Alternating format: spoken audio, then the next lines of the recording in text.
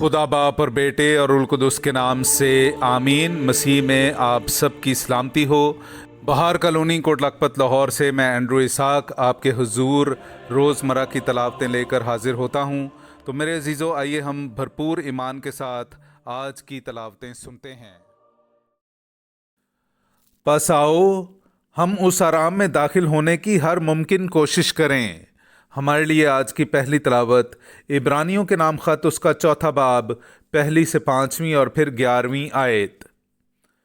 बस जबकि उसके आराम में दाखिल होने का वादा बाकी है तो हमें डरना चाहिए।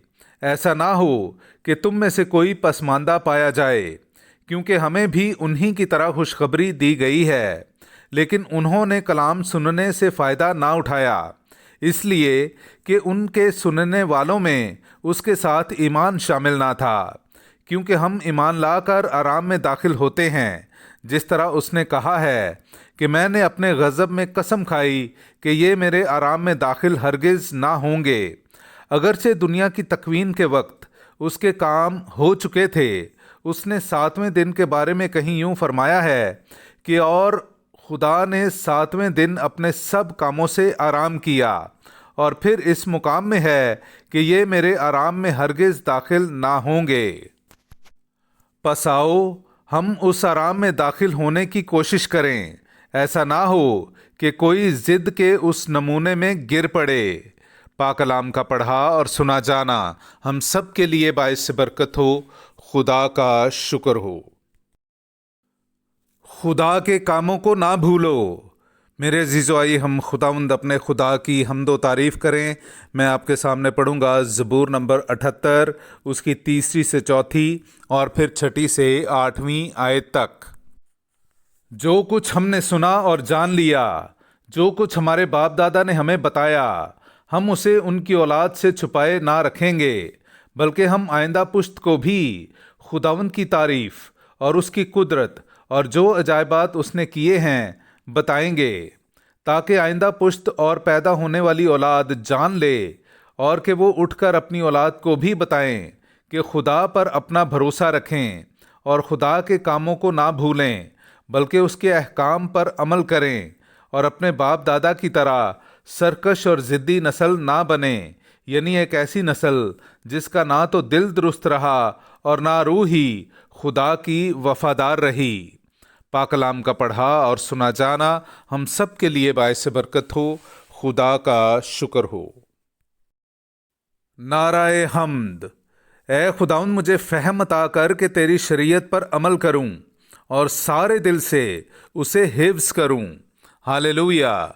मेरे अजीज़ों, आइए हम आज का इंजीली इक़्तबास सुनते हैं। इंजील मुक़द्दस बामुताबिक मुक़द्दस मरकस उसका 2रा बाब पहली आयत से लेकर 12वीं आयत तक। और कई दिन बाद वो कफरनहूम में फिर आया और सुना गया कि वो घर में है, और वहाँ इतने लोग जमा हो गए कि दरवाजे के पास भी जगह ना रही। और वो उन्हें कलाम सुना रहा था, और लोग एक मफलूज को 4 आदमियों से उठवाकर उसके पास लाए, और जब वो हुजूम के सबब से उसे उसके सामने पेश ना कर सके, तो उन्होंने जहाँ वो था वहाँ छत खोल दी और उसे कुशादा करके वो चारपाई जिस पर मफलूज लेटा था लटका दी। यीशु ने उनका ईमान देखकर उस मफलूज से कहा, बेटा, तेरे गुनाह मुआफ़ हुए। मगर वहाँ बाज़ फ़की बैठे थे। वो अपने दिलों में ख्याल करने लगे कि ये क्यों ऐसा कहता है, कुफर बकता है। गुनाह कौन मुआफ़ कर सकता है सिवाय एक, यानी खुदा के। और फ़ौरन यीशु ने रूह से जानते हुए कि वो अपने दिलों में ऐसा ख्याल करते हैं, उनसे कहा कि तुम क्यों अपने दिलों में ऐसी बातें सोचते हो। आसान क्या है, मफलूज से कहना कि तेरे गुनाह मुआफ़ हुए, या कहना कि खड़ा हो, अपनी चारपाई उठा और चला जा। बस ताकि तुम जानो कि इब्ने इंसान ज़मीन पर गुनाहों के मुआफ़ करने का इख्तियार रखता है। उसने उस मफलूज से कहा, मैं तुझसे कहता हूँ, उठ, अपनी चारपाई उठाकर अपने घर चला जा।